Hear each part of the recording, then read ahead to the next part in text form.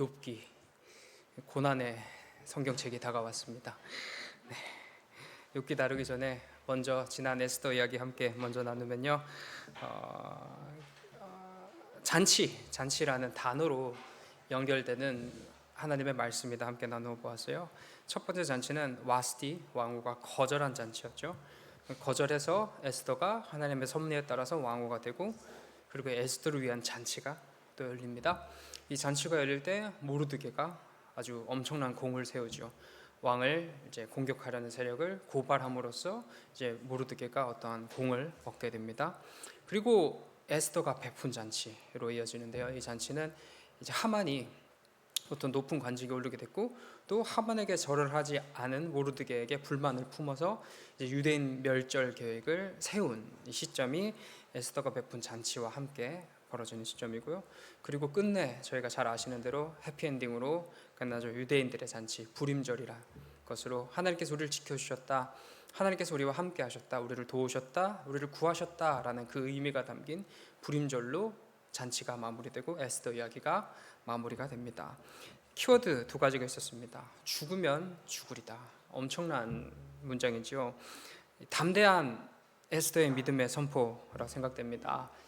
이 믿음의 선포는 어떠한 에스더가 품은 객기 또는 엄청난 모험, 도전이 아니었습니다. 분명한 것을 가지고 있었어요. 에스더가 가진 그 분명한 것은 이 신실하신 하나님이다. 하나님은 언약의 하나님이시다. 자신들의 백성을 지키시고 보호하시겠다는 하나님은 반드시 선하시다라는 걸 굳세게 알고 있었기 때문에 그런 선포를 할 수 있었던 것입니다. 당신의 백성을 반드시 지키시고 돌보시는 하나님, 또 에스더가 내리는 지금의 선택이 결코 그릇된 선택이 아니라는 확신이 있었어요. 이 에스더의 분노는, 에스더의 그 결심은, 결단은 이스라엘 백성들을 지키기 위한, 하나님의 언약 백성을 지키기 위한 왕으로서의 도전이었다는 거죠. 이 동기가 분명히 선했기 때문에 하나님께서는 그 모든 것을 지켜주시고 보호해 주시며 책임져 주신다라는 거죠. 저희도 믿음의 선택을 내릴 때가 있을 것입니다. 그 선택에 우리가 믿고 의지할 바는 우리들의 어떠한 도전 정신, 우리들의 어떤 능력이 아니라 우리가 그 마음을 먹은 그 선택의 배경에 하나님이 계시기 때문에 그 하나님께서 모든 것을 책임져 주신다는 믿음으로 담대한 선택을 내려야 한다라는 것을 에스더가 저희보다 앞서서 보여주고 있었던 것이죠. 두 번째는 보이지 않으시는 하나님입니다. 에스더에는 하나님이라는 단어가 단 한 번도 등장하지 않았습니다. 그러나 에스더서를 저희가 잘 천천히 읽다 보면은 하나님의 섭리가 아주 많이 묻어 있다, 하나님의 섭리가 엄청나게 많이 드러나 있다라는 것을 분명하게 확인할 수 있습니다. 저희들의 인생 가운데도 보이지 않으시는 하나님이십니다. 눈에 보이셨으면 좋으련만 한 번도 저희 눈에 나타나서 저희 귀를 통하여, 저희 눈을 통하여 보여주시 않으셨던 하나님이시지만, 그러나 저희가 믿는 하나님, 보이는 것보다 들리는 것보다 가장 가까이에서 가장 강력하게 우리들의 모든 인생을 주관하시며 지키시고 보호하여 주시는, 섭리하여 주시는 하나님이시다 라는 것을 에스더를 통해서 우리 함께 나누어 보았습니다. 크게 두 가지 또 나누어 보았는데요, 이 모든 것을 저희가 더 풍성하게 잘 누리기 위해서는 저희 마음속에 있어야 하는 것, 순종과 기도였습니다.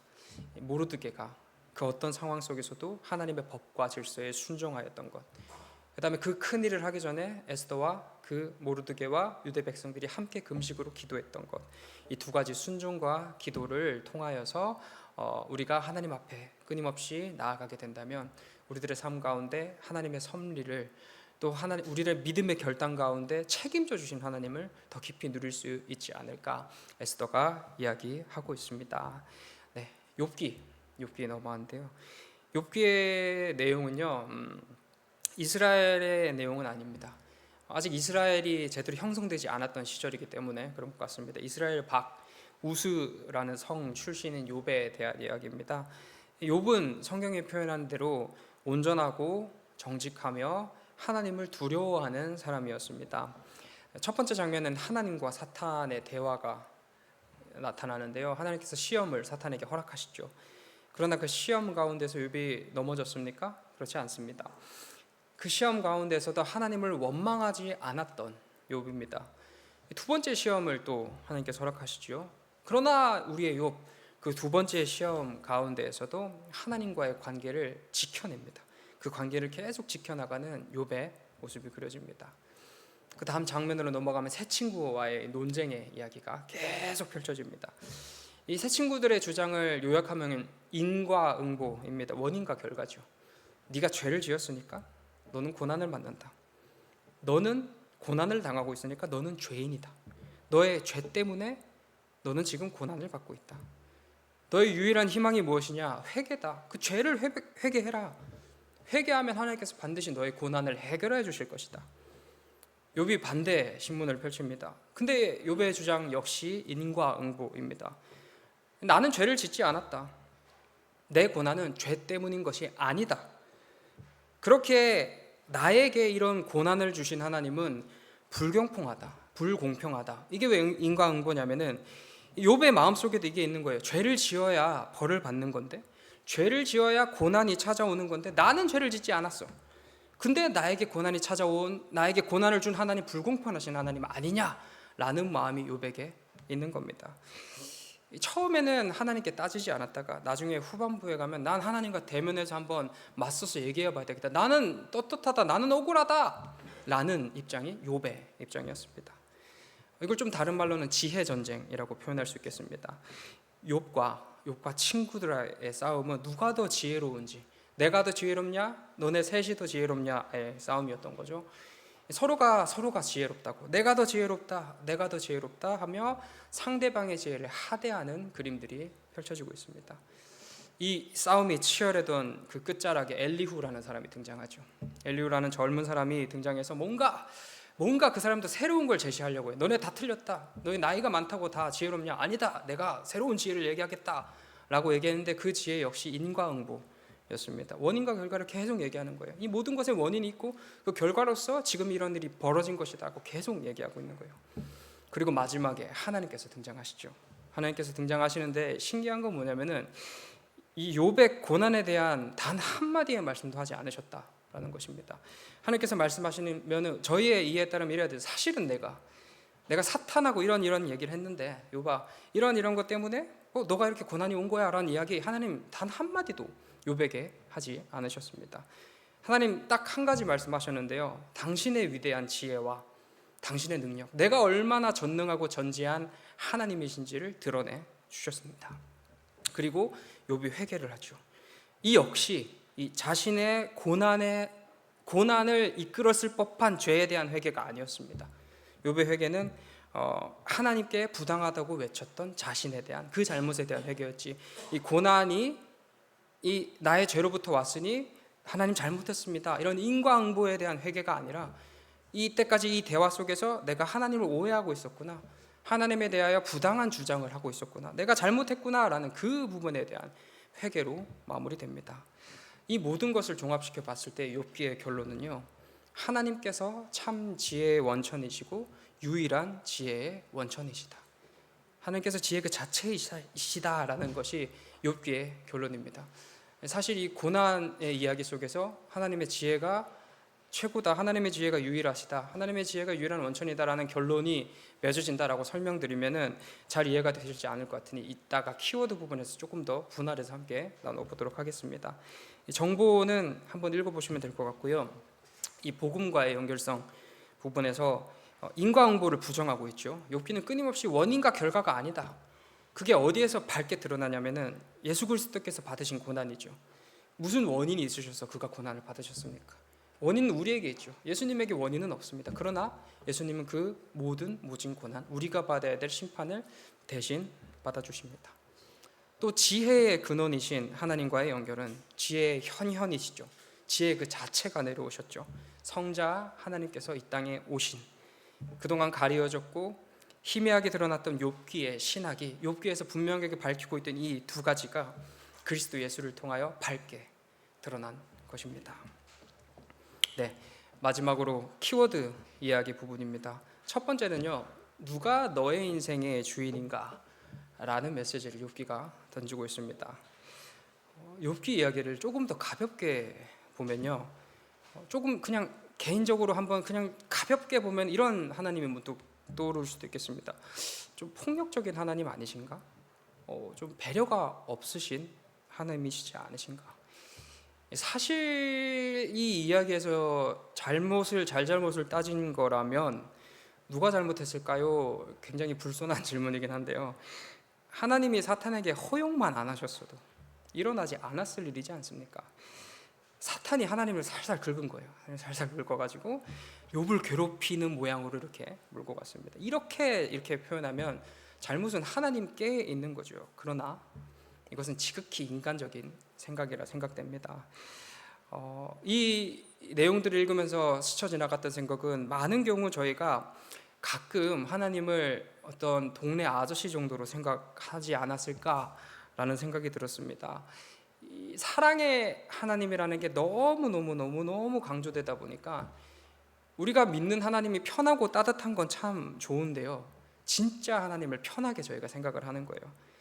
저번에 설명한 대로 경외함이라는 개념이 우리가 하나님을 대할 때 존재하지 않는 것입니다. 제가 들었던 많은 이야기 중에 상당히 충격적인 이야기가 뭐냐면 나 하나님께 삐졌어 라는 표현입니다. 제가 생각하기에 적어도 이 태도는요, 왕을 대하는 백성의 태도는 아니라고 생각합니다. 이 신하가 왕을 대할 때 하는 태도가 아닌 것이죠. 인간 왕에게 과거 그 어떤 인간들도 그렇게 대하지 않았습니다. 현시들을 가지고 오면 회사에 대표가 있어요. 대표에게 가서 당신이 나를 도와주지 않으니 난 당신에게 삐졌습니다. 당신 너무하시네요 라고 당당하게 따지고 있는 거예요. 그런 구도와 같지 않을까 생각해 봅니다. 저희 하나님 온 세상의 창조주이시죠. 하나님 하시지 않을 뿐이지 손짓 한 번으로 모든 것 쓸어버릴 수 있으시고요, 입김 한 번으로 모든 것 날려버릴 능력이 있으신 분이 바로 우리 하나님이십니다. 그 하나님께서 우리와 같은 죄인을 참아주시고 기다려 주신다는 겁니다. 당장에 본인 마음대로 해도 될 대상이죠. 우리는 피조물이니까요. 하지만 하나님 쪽에서 참아주시는 거예요. 물론 성경이 기록하는 하나님, 또 우리와 관계하신 하나님은 그런 폭력적인 하나님이 아니십니다. 애초에 그러려고 우리를 만드신 하나님이 아니실 뿐더러 저의 인생을 놓고 보면 알지 않습니까? 몇 번이고 실패하고 몇 번이고 넘어진 우리를 기다리시고 보듬어 주시고 금이야 오기야 길러주시는 그 하나님의 사랑이지 않습니까? 그러나 이 사랑 속에서 저희가 기억해야 될 것은 뭐냐면요, 우리의 주인이 하나님이시다라는 것입니다. 우리의 삶은 그렇게 우리를 배려해 주시니 내 뜻대로 살아가는 삶이 아니라 내 안에 하나님의 뜻이 살아 숨쉬어야 한다라는 것을 그 사랑 속에서 저희는 기억을 해야 하는 거죠. 우리들의 신앙의 근간입니다. 하나님이 나의 주인이시다. 하나님이 나의 왕이시다. 주권이 나에게 있는 것이 아니라 하나님께 있다. 나는 하나님의 소유다 라는 것을 욥기가 외치고 있는 것입니다.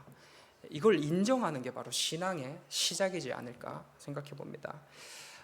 거듭 말씀드리지만 하나님 그렇다고 해서 과거에 막 종이나 노예 부리듯이 우리를 대하지 않으시는 하나님이 분명하십니다. 언제나 사랑으로 우리를 대하시죠.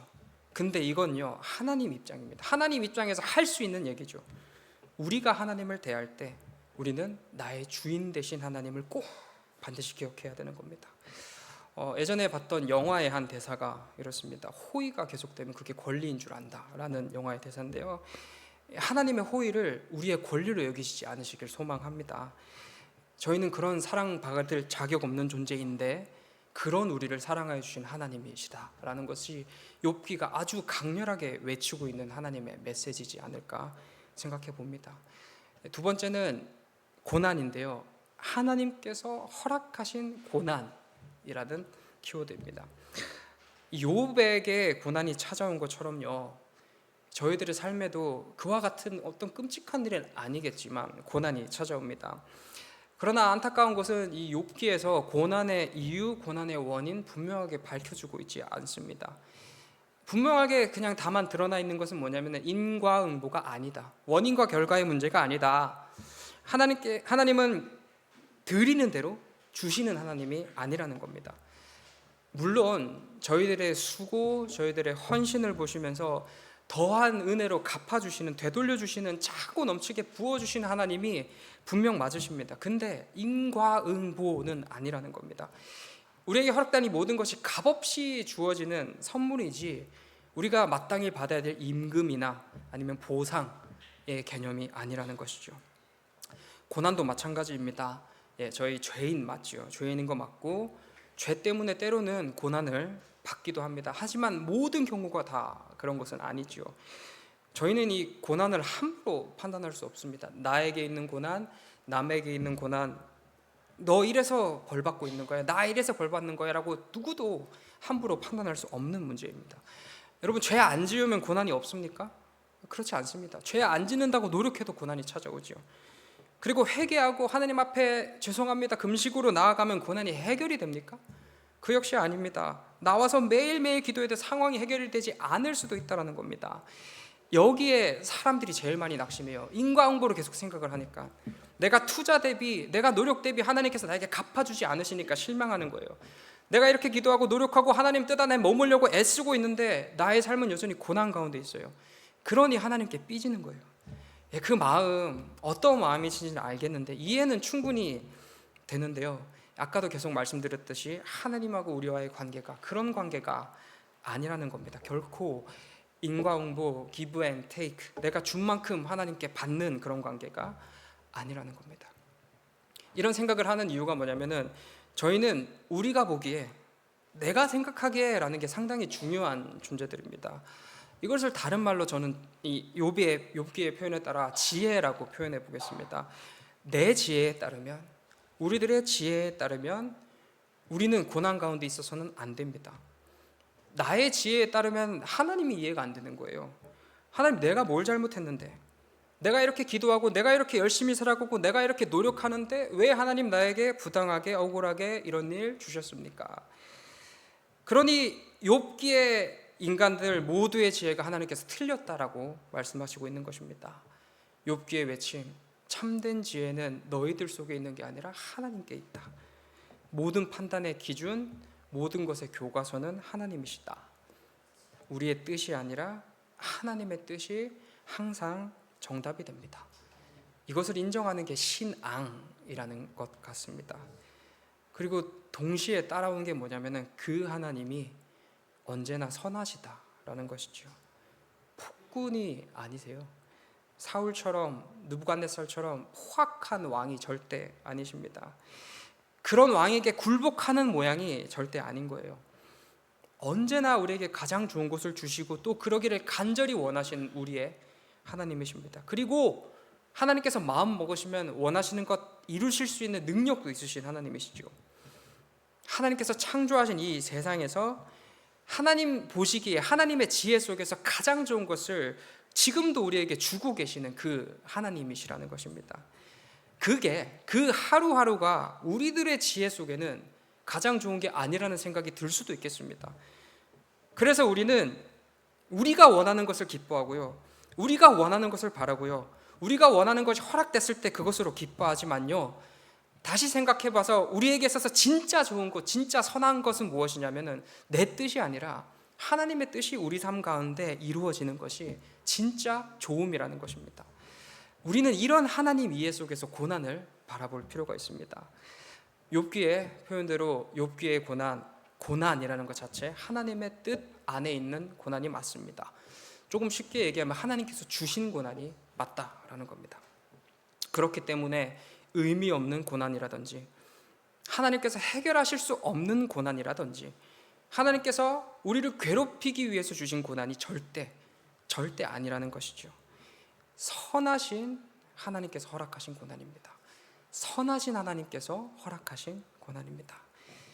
그렇다면 우리 삶에 있는 이 고난 역시 하나님의 선하신 뜻 안에 반드시 머물러 있습니다. 다만 어려운 것은 우리들의 지혜로는 이해하기 어려울 뿐이죠. 그러나 그 너머에는 반드시 하나님의 선하신 뜻이 가득가득 담겨 있습니다. 요셉의 고난처럼, 다윗의 고난처럼, 왜 지금 나에게 이런 일이 일어나는지는 도저히 아무리 우리의 지혜로 생각해도 알 수 없고, 또 하나님께서 나타나셔서 아니 이것 때문에 그런 거야, 내가 사탄이랑 이래서 이런 일이 일어난 거야 라고 말씀해 주시지는 않으시지만 그 고난 가운데 언제나 선하신 하나님을 저희는 신뢰함으로써 하나님을 향한 믿음을 지켜나가야 한다라는 겁니다. 그리고 그 모든 시간이 다 끝난 후에 하나님께서 마련하여 주신 가장 좋은 것을 저희는 맞이하게 될 것입니다. 그 고난이 있어야만 맞이할 수 있었던 그 순간을 저희는 맞이하게 되는 것이죠. 제가 이 고난이라는 게 쉬워서 이런 말씀드리는 게 결코 아닙니다.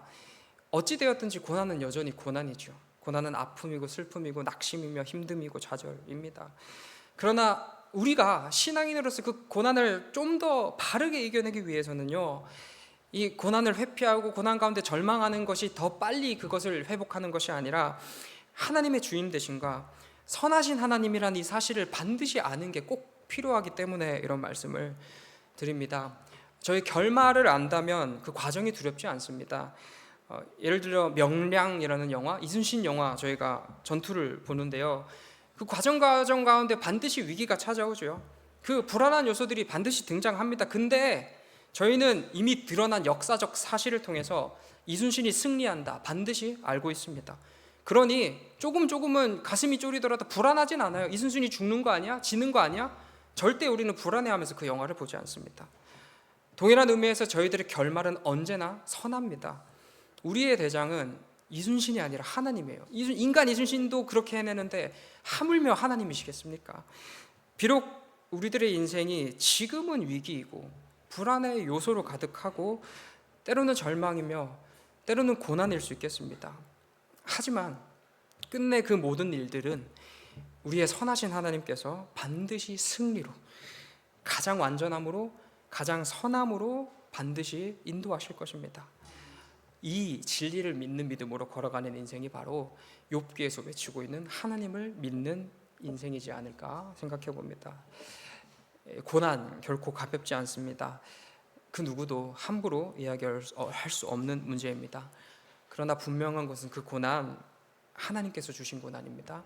하나님의 뜻이 담겨 있는 고난입니다. 왜 우리에게 그것을 주셨고, 왜 아무리 기도해도 그토록 사라지지 않으며, 왜 이렇게 여전히 이 오랜 시간 동안 우리를 괴롭게 하는지 우리들의 지혜로는 알 수 없으니까 우리는 늘 불안해하고 실패하고 좌절하지만 우리가 끝내 기억해야 될 것, 그 고난에 반드시 선하신 하나님의 뜻이 담겨 있다라는 것입니다. 그리고 선하신 하나님께서는요, 우리를 위한 어쩌면 고난이겠죠. 밝은 빛을 보도록 하기 위한 한 계단으로서의 고난임에도 불구하고 그 고난을 겪는 우리들의 마음까지도 위로해 주시는 하나님이십니다. 고난 가운데 울부짖는 우리에게 찾아오셔서 우리의 그 고난의 시간을 함께 견뎌주시고 함께 격려해 주시는 그런 사랑의 하나님이 바로 우리의 하나님이신 것이죠. 잘 견디도록, 잘 이겨내도록 안아주시고 위로해 주시고 응원해 주시고 힘주시는 하나님이 바로 우리의 하나님이십니다. 그리하여 우리가 그 고난 잘 견뎌서 그 고난 끝에 빛나고 있는 하나님의 선하신 뜻 우리가 더 충만하게 누릴 수 있도록 고난 가운데 역사하셔서 우리보다 앞서 견뎌주시고 우리들의 모든 것을 인도해 주시는 분이 바로 우리가 믿는 하나님이십니다. 사랑하는 성도 여러분, 우리의 그릇된 지혜로 판단하는 인생이 아니라 선하신 하나님의 주권을 인정하면서 하나님의 뜻에 머무르는 인생 사시길 소망합니다. 하나님의 그 선하신 뜻 안에서 하나님을 신뢰함으로 넉넉히 하나님과 함께 고난 이겨내고 주님께서 우리에게 가득 부어주시는 풍성한 은혜 마음껏 누리는 우리 모두 되시길 소망합니다. 기도하겠습니다. 사랑하는 하나님 아버지, 참 답답하고 힘들고 아픈 고난이 우리에게 있습니다. 떠나보내고 싶은데 하나님은 인과응보 아니라고 하십니다. 우리가 열심히 기도한다고 해서 그게 해결되는 것이 아니라, 우리가 열심히 노력한다 해서 그게 해결되는 것이 아니라 그 가운데 하나님의 선하신 뜻이 있어서 우리로 잘 견디게 하시고 우리로 잘 겪게 하셔서 끝내는 하나님의 가장 좋은 것으로 빛나게 해주실 하나님의 고난이었습니다. 주님, 우리 그 고난 하루하루 속에서 하나님만 바라보게 하여 주시옵소서. 하나님의 주권 생각하면서 나의 지혜로 하나님을 판단하는 인생이 아니라 가장 선하신 하나님의 지혜를 신뢰하는 인생으로 걸어갈 수 있게 인도하여 주시옵소서. 하나님을 신뢰함 속에 평안이 있습니다. 하나님께 부르짖는 그 부르짖는 입술 속에 희망이 있습니다. 오직 하나님에게만 희망이 있습니다. 주님 나타나 역사하여 주시옵소서. 감사드리며 예수님 귀하신 이름으로 기도드립니다. 네. 너희는 이렇게 기도하